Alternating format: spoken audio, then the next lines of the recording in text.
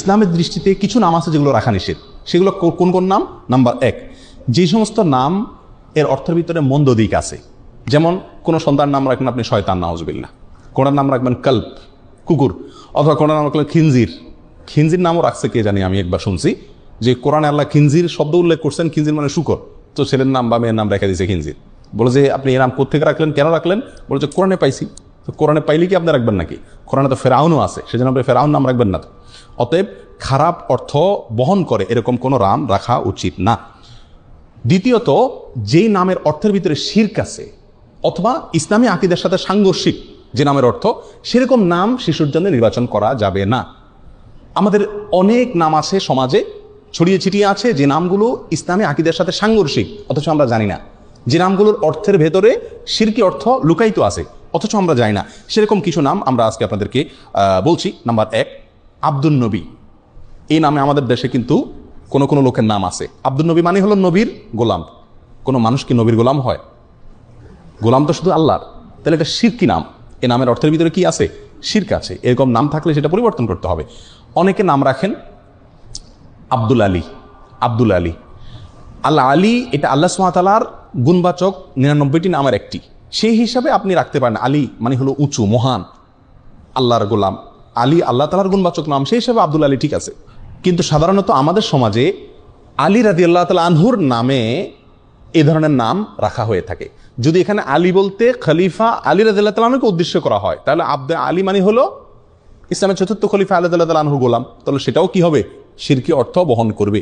আর এখানে যে আলী রাদিয়াল্লাহু তাআলা আনহুকে উদ্দেশ্য নেওয়া হচ্ছে, মিন করা হচ্ছে, তার অনেকগুলো প্রমাণও আছে, ইঙ্গিত পাওয়া যায়। এই জন্য এ ধরনের নাম রাখার ক্ষেত্রে সাবধান থাকা উচিত। আলী রাদিয়াল্লাহু তাআলা আনহুকে ঘিরে আর অনেকগুলো নাম আছে আমাদের সমাজে, যেগুলো সংস্কার হওয়া উচিত, যে নামগুলো রাখতে আমাদের সচেতন এবং সাবধান হওয়া উচিত। তার ভিতরে একটা হলো কারামত আলী। কারামত আলী মানে হলো আলীর কারামত। সাধারণত শিয়ারা এই সমস্ত নাম রাখে।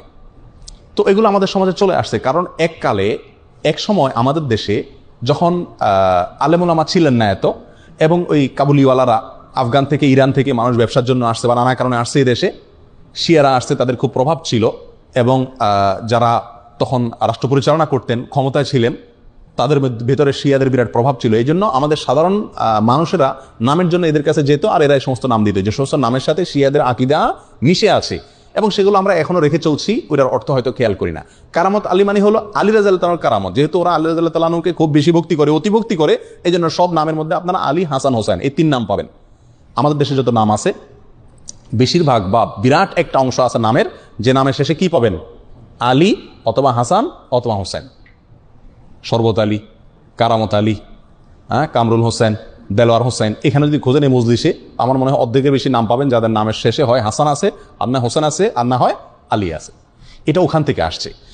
আমরা হয়তো সেই দৃষ্টিকোণ থেকে রাখি না, কিন্তু এগুলার থেকে আমাদের বের হয়ে আসা উচিত। রাসূল আকরাম সাল্লাল্লাহু আলাইহি ওয়াসাল্লামের প্রতি মহব্বত থেকে তার প্রিয় দৌহিত্র হাসান হোসেনের নামে নাম রাখেন, খুব ভালো কথা। আলী রাদিয়াল্লাহু তাআলা আনহুর প্রতি মহব্বতের কারণে আহলে বাইতের সদস্য সেই হিসেবে তার নামে নামকরণ করেন, কোনো সমস্যা নাই। কিন্তু আপনার নামের সঙ্গে এই 3 জন সাহাবীর নাম শুধু লাগাচ্ছেন, কই নামের শেষে আবু বকর লাগান না, ওমর লাগান না, তাহলে শুধু এই 3 জনের নাম কেন লাগাচ্ছেন?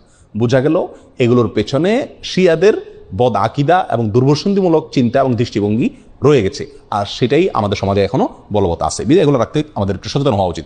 অনেকে নাম রাখেন রহমত আলী। রহমত আলী, রহমত আলী মানে আলীর রহমত। রহমত হবে আল্লাহর।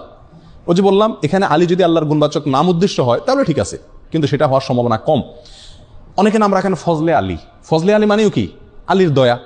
তো এটাও মানে যদি আলী রাদিয়াল্লাহু মিন হয় এখানে উদ্দেশ্য হয়, তাহলে এটাও ঠিক হয় না। অনেকে নাম রাখেন গাউসুল আজম। অনেকে আব্দুল কাদের জিলানী রাহমাতুল্লাহ বলে কি গাউসুল আজম। গাউসুল আজম মানে হলো সবচেয়ে বড় সাহায্যকারী, রক্ষাকারী। যিনি সবচেয়ে বড় রক্ষাকারী তো আল্লাহ সুবহানাহু ওয়া তাআলা। এটা কোনো মানুষকে বলা যায় না, অতএব এটাও শিরকি নাম। এর নামের অর্থের ভিতরে শিরক আছে। অনেকে নাম রাখেন নবী। আমার পরিচিত গ্রামের ভিতরে একজন আছে, তার নাম হলো নবী। অনেকের নাম রাখেন নূর নবী। নূর নবী মানে নবীর নূর। এই সমস্ত নামগুলো একেবারেই অনর্থক এবং অশুদ্ধ নাম। অনেকে নাম রাখেন রাসূল আমিন। আমার দেশে কোনো কোনো লোকের নাম আছে কি রাসূল আমিন। রাসূলুন আমিন, এটা আমাদের রাসূল আকরাম সাল্লাল্লাহু আলাইহি ওয়াসাল্লামের একটা বৈশিষ্ট্য, যে তিনি আমানতদার রাসূল। এখন আপনি আপনার ছেলের নাম রাখলেন রাসূল আমিন, এটা খাটে না, একেবারেই অশুদ্ধ একটি নাম। অনেকে নাম রাখেন রসুলুল্লাহ। আমি দেখছি রসুলুল্লাহ নামের লোক আমাদের। রসুলুল্লাহ মানে কি? আল্লাহ রসুল। তো কীভাবে আল্লাহ রসুল হলো? এটা তো একেবারেই অশুদ্ধ একটা নাম। কথা বুঝে আসছে? অনুরূপভাবে আরেকটা অশুদ্ধ নাম আছে আব্দুস সুবহান, অনেক আলেমের নামও পাওয়া যায় আব্দুস সুবহান। আব্দুস সুবহান এই নামটাও ঠিক না। কেন ঠিক না? কারণ আব্দুন যোগ করে নাম রাখা যাবে আল্লাহর 99টা নামের শুরুতে, আল্লাহর 99টি গুণবাচক নামের শুরুতে আব্দুন যোগ করে আপনি কি করতে হবে? রাখতে হবে। কারণ আল্লাহর নামগুলো নির্ধারিত। আল্লাহর জন্য কোনো মন গড়া নাম আপনি আমি নির্ধারণ করার সুযোগ নাই। সুবহান নামে আল্লাহর কোনো গুণবাচক নাম নাই। সুবহান শব্দের অর্থ হলো পবিত্রতা বর্ণনা করা। তো পবিত্রতা বর্ণনা করার গোলাম, এটা কোনো নাম হতে পারে না। এবং এটাকে যত রকম ব্যাখ্যাই করা হোক না কেন, এটা কোনো অবস্থাতে টিকে না এবং শুদ্ধ হয় না। বিধায় আব্দুস সুবহান নামটাও সঠিক না। ওই যে বললাম, আব্দুন যোগ করে নাম রাখতে পারবেন কোনগুলো? যেগুলো শেষে আল্লাহ 99 নামের কোনো একটা যুক্ত আছে, সেগুলো রাখতে পারবেন শুধুমাত্র। অতএব আব্দুস সুবহান যেহেতু আল্লাহর কোন গুণবাচক নাম না, অতএব আব্দুস সুবহান নামটা কি না? সঠিক না। আরেকটা নাম আছে জিল্লুর রহমান। বহু লোকের নাম পাওয়া যায় আমাদের দেশে। আমাদের প্রয়াত প্রেসিডেন্টের নাম ছিল জিল্লুর রহমান। জিল্লুর রহমান, জিল্লুন শব্দের অর্থ হলো ছায়া। জিল্লুর রহমানের অর্থ হয় আল্লাহর ছায়া। তো আল্লাহর ছায়া আছে, এটা আপনি কোথায় পাইছেন? কোরআন হাদিসে কোথাও আল্লাহর ছায়া আছে এরকম কোনো কথা আমরা পাইনি। অতএব এই নামটাও সঠিক না। যদি কেউ এই উদ্দেশ্যে রাখে যেখানে আল্লাহর ছায়া বলতে আল্লাহ দয়া অনুগ্রহ বোঝানো হচ্ছে, তাহলে সেটাও রাখা যাবে কিনা সেটা ব্যাখ্যা সাপেক্ষ বিষয়, আমার মনে হয় না। বিধায় এই জিল্লুর রহমান এই নামটাও অ্যাভয়েড করা উচিত। অনেকে নাম রাখে আবুল বাশার, হাস্যকর একটা নাম। আবুল বাশার নামের অর্থ জানেন? আবুল বাশার মানে হলো, বাশার মানে মানুষ, মানুষ জাতিকে বলা হয়, গোটা মানুষ জাতি, মানব জাতিকে বলা হয় বাশার। আর আবুল বাশার মানে হলো গোটা মানব জাতির পিতা। এটা তো আদম আলাইহিসসালাম। আবুল বাশার কে? আদম আলাইহিসসালাম। এখন আপনি আপনার ছেলের নাম রাখছেন আবুল বাশার। এখনো একটা ছেলেই জন্ম দিতে পারে না, সে কিভাবে গোটা মানব জাতির পিতা হয়? অতএব এটাও ভুল নাম। অনুরূপভাবে নামের ক্ষেত্রে আরেকটা ভুল আছে, সেটা হলো অনেক সাহাবীদের নাম এবং টাইটেল উপাধি যেটা, এই দুইটাকে একসাথ করে আমরা নাম রাখি, এটা চরম ভুল। যেমন ওমর ফারুক, বহু লোকের নাম আছে না? ওমর একজন সাহাবীর নাম, ইসলামের দ্বিতীয় খলিফার নাম। আপনি ওনার প্রতি মহব্বত রেখে, ওনার প্রতি মহব্বতের কারণে আপনার ছেলের নাম ওমর রাখলেন, একটা শিশুর নাম ওমর রাখলেন, ঠিক আছে, রাখেন, কিন্তু তার নাম ওমর ফারুক রাখা ঠিক না। আবু বকর রাদিয়াল্লাহু তাআলার প্রতি মহব্বতের কারণে আপনি আপনার একটা শিশুর নাম রাখলেন আবু বকর, রাখেন, সমস্যা নেই, কিন্তু আবু বকর সিদ্দিক হয় না। কারণ সিদ্দিক এটা ওনার টাইটেল, এটা পৃথিবীতে আর কোনো আবু বকরের সাথে যুক্ত হবে না। আপনি ওসমান রাখলেন, সাথে গনি রাখেন।